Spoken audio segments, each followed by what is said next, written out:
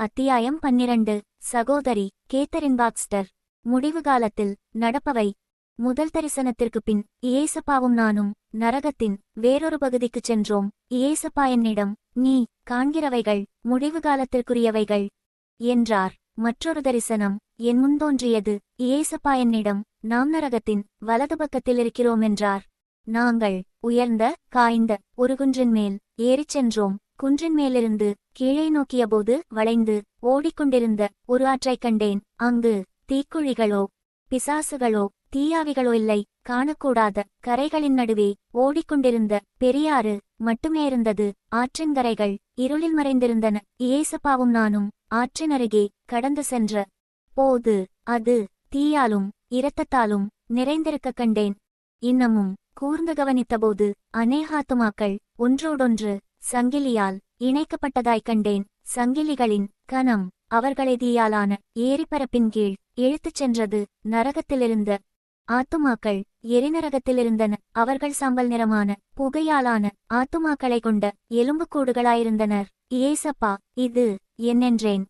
இது விசுவாசிகள் அவபக்திக்காரருடைய ஆத்துமாக்களாகும். தங்கள் சரீரத்தை ஆண்டவரிலும் மேலாய் நேசித்தவர்கள், ஆண்களை நேசித்த ஆண்களும் பெண்களை நேசித்த பெண்களும், தங்கள் பாவத்தை விட்டு மனம் திரும்பாதவர்களுமாம். தங்கள் வாழ்க்கையை அனுபவித்து என்னுடைய இரட்சணியத்தை உதாசீனம் பண்ணினவர்கள்.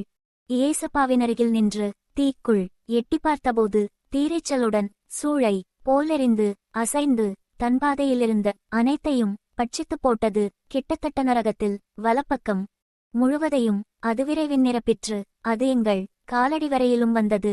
ஆனால் எங்களைத் தீண்டவில்லை. இயேசப்பாவின் முகத்தை நான் பார்த்தபோது அது துக்கமும் கனிவும் நிறைந்து காணப்பட்டது. அவர்கள் மேலுள்ள அன்பும் இரக்கமும் அவர் முகத்தில் தெரிந்தது. தொடர்ந்து செல்வது தாங்க முடியாததாய் காணப்பட்டதால் விரைவில் அவ்விடத்தை விட்டு செல்ல விரும்பினேன். தீயிலிருந்த ஆத்துமாக்களை மறுபடியும் பார்த்தேன். அவர்கள் தீப்பிழம்பின் சிவப்பு நிறமாயும் அவர்கள் எலும்புகள் கருத்து எரிந்து போனதாயும் காணப்பட்டனர். அவர்கள் ஆத்துமாக்கள் வருந்தி அழுவதையும் கண்டேன். ஆண்டவர், இதுதான் அவர்களுடைய உப்பாதை.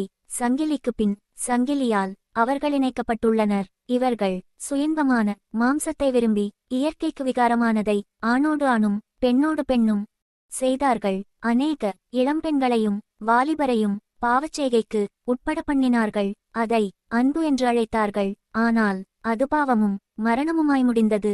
அநேக வாலிபர்களும் இளம்பெண்களும் மற்றும் ஆண்களும் பெண்களும் தங்கள் விருப்பத்திற்கு மாறாக இச்செய்கைகளைச் செய்ய கட்டாயப்படுத்தப்பட்டார்கள். இதை நான் அறிந்தபடியால் இப்பாவத்திற்கான பழியை அவர்கள் மேல் சுமத்த மாட்டேன். ஆனாலும் இதை ஞாபகத்தில் கொள்ள வேண்டும். நான் எல்லாவற்றையும் அறிவேன். இவ்விளைஞர்களை பாவத்திற்கு உட்படுத்தினவர்கள் பெரிய தண்டனையை அடைவார்கள். நான் நீதியாய் நியாந்தீர்ப்பேன். பாவியை நோக்கி மனந்திரும்பு, நான் இரக்கம் காண்பிப்பேன். என்னை நோக்கிக் கூப்பிடு, நான் கேட்பேன் என்றேன். எத்தனையோ முறை மனந்திரும்பும்படி அவர்களை அழைத்தேன். அவர்களைச் சித்திகரித்து மன்னித்திருப்பேன், விடுவித்திருப்பேன். ஆனால் அவர்களோ என் சொல்லை கேட்கவில்லை. மாம்சத்தின் இச்சையை ஜீவனுள்ள தேவனுடைய அன்பிலும் அதிகமாய் விரும்பினார்கள். நான் பரிசுத்தராயிருப்பது போல நீங்களும் பரிசுத்தரா இருங்கள். அசுத்தமானதைத் தொடாதிருங்கள். நானுங்களை ஏற்றுக்கொள்வேன் என்றேன். என் இரத்தத்தை ஒவ்வொருவருக்காகவும் சிந்தினேன். நீச பாவியுங்கூட வாழும்படி என் ஜீவனை கொடுத்தேன் என்றார். தீயாக ஓடிய ஆற்றில் எண்ணற்ற ஆத்துமாக்கள் தீ அலைகளின் மேலும் கீழுமாக அடித்துச் செல்லப்பட்டனர். எரியும் தீயினின்று தப்பவோ நீந்தவோ வழியே இல்லை. மனஸ்தாபத்தின் குரல்கள் பல அக்குருதி வெள்ளத்திலிருந்து கேட்டன. அருகிலிருந்த பாதையின் வழியே சென்றோம். எங்களெதிரில் ஒரு குன்றின் மேல் ஒரு பெரிய ஸ்திரீ உட்கார்ந்திருந்தாள். அவள் குடித்திருப்பவள் போன்று முன்னும் பின்னுமாக அசைந்து கொண்டிருந்தாள். பாபிலோன் இரகசியம் என்று அவள் மேல் எழுதப்பட்டிருந்தது.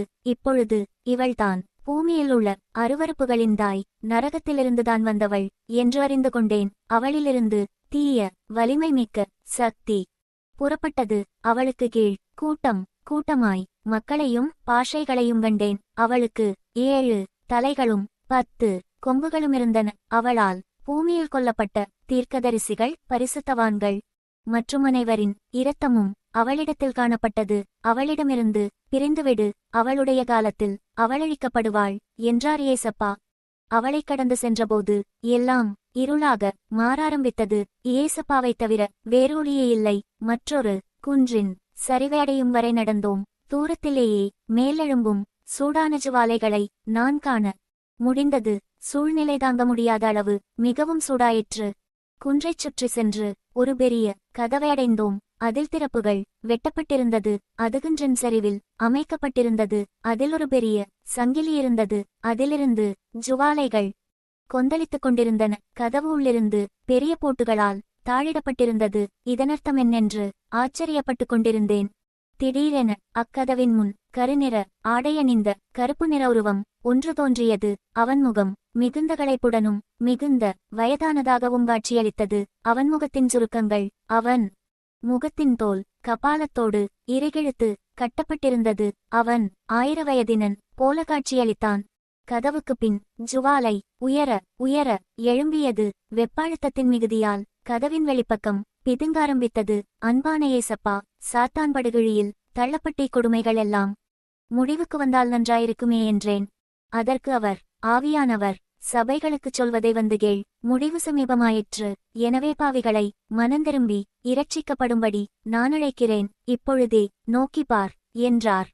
திறப்பான வெளியில் ஆவியில் இயேசப்பாவோடு நின்று கொண்டிருந்தேன். ஒரு வெளியரங்கமான தரிசனம் கண்டேன். தன் வலிமையான பெரிய வாளால் மேலே அடித்துக் கொண்டிருந்த சர்ப்பத்தைக் கண்டேன். பினது நரகத்தின் வலப்பக்கத்துக்குள் மறுபடியும் கர்த்தருடைய வார்த்தை நிறைவேறுமளவும் அதுவாலை கூட சேர்க்க முடியாது என்று அறிந்தேன். பூமியிலிருந்து நெருப்பும் புகையும் மேலே எழும்புவதைக் கண்டேன். பூமியின் மேல் பரவிய புகை மண்டலத்தையும் கண்டேன். அங்கும் இங்கும் இருள் தட்டு தட்டாக பரவியது. சர்ப்பத்தின் தலையில் கொம்புகள் முளைக்க ஆரம்பித்தன. அவை முழு பூமியையும் மூடும் வரை பரவின. சாத்தானச் சர்ப்பத்திற்கு கட்டளை கொடுத்தான். அங்கு தீயாவிகளும் பிசாசுகளும் இருந்தன. அதன்பின் நரகத்தின் வலப்பக்கத்திலிருந்து சர்ப்பம் புறப்பட்டு வந்தது. மிகுந்த பலத்தோடு அநேக மக்களை அடிக்கவும் காயப்படுத்தவும் அழிக்கவும் தொடங்கியது. முடிவு காலங்களில் இது நடக்கும். இன்னும் மேலே வா என்றார் ஏசப்பா. பிரியமானவரே, நான் குறிப்பிட்டுள்ள பாவங்களில் நீங்கள் எதைச் செய்தாலும் நிறுத்திவிட்டு உங்களை இரட்சிக்கும்படி இயேசப்பாவை அழையுங்கள். நீங்கள் நரகத்திற்குச் செல்ல தேவையில்லை. கர்த்தர் சமீபமாயிருக்கையில் அவரை நோக்கிக் கூப்பிடுங்கள். அவருங்களை கேட்டு இரட்சிப்பார். ஆண்டவரை நோக்கிக் கூப்பிடுகிற எவனும் இரட்சிக்கப்படுவான். பிரியமானவரே, கர்த்தரே தெய்வம். அவர் மட்டுமே தெய்வம். மெய்யான தெய்வம் இயேசப்பா.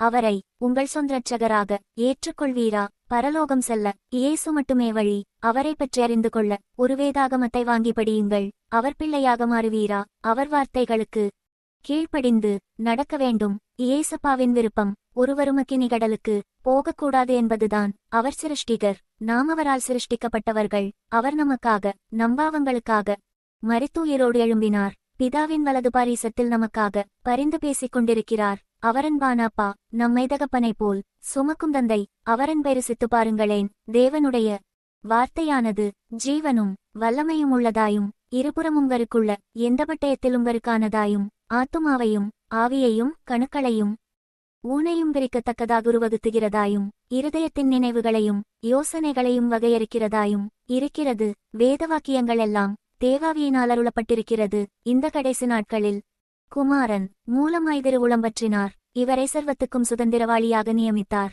இயேசுவைக் கொண்டே உலகங்களையும் உண்டாக்கினார். இவர் அவருடைய மகிமையின் பிரகாசமும் அவருடைய தன்மையின் சொரூபமாயிருந்து சர்வத்தையும் தம்முடைய வல்லமையுள்ள வசனத்தினாலே தாங்குகிறவராய் தம்மாலே தாமே நம்முடைய பாவங்களை நீக்கும் சுத்திகரிப்பை உண்டு பண்ணி உன்னதத்தில் உள்ள மகத்துவமானவருடைய வலது பாரிசத்திலே உட்கார்ந்தார். கர்த்தாவே, நீர் ஆதியிலே பூமியை அஸ்திபாரப்படுத்தினீர். வானங்கள் உம்முடைய கரத்தின் கிரியைகளாயிருக்கிறது. அவைகள் அழிந்து போம். நீரோ நிலைத்திருப்பீரவைகளெல்லாம் வஸ்திரம் போல் பழமையாய்ப்போம். ஒரு சால்வையைப் போல் அவைகளை சுருட்டுவீர். அப்பொழுது மாறிப்போம். நீரோ மாறாதவராகிருக்கிறீர். உம்முடைய ஆண்டுகள் முடிந்து போவதில்லை என்று எழுதியிருக்கிறதே. பிரியமானவரே, நீண்டாயுசுள்ளவர், நித்தியமானவர் நமியேசப்பா, ஆதியும் அந்தமும் ஆனவர். இப்படிப்பட்ட பரலோக பிதாவின் சித்தம் செய்து நாமெல்லாரும் பரலோகம் செல்ல ஆயத்தப்படுவோமாக. உங்களுக்கு அன்பானவர்கள் மற்றும் உங்களுக்கு தெரிந்தவர்கள் இவர்களுக்கும்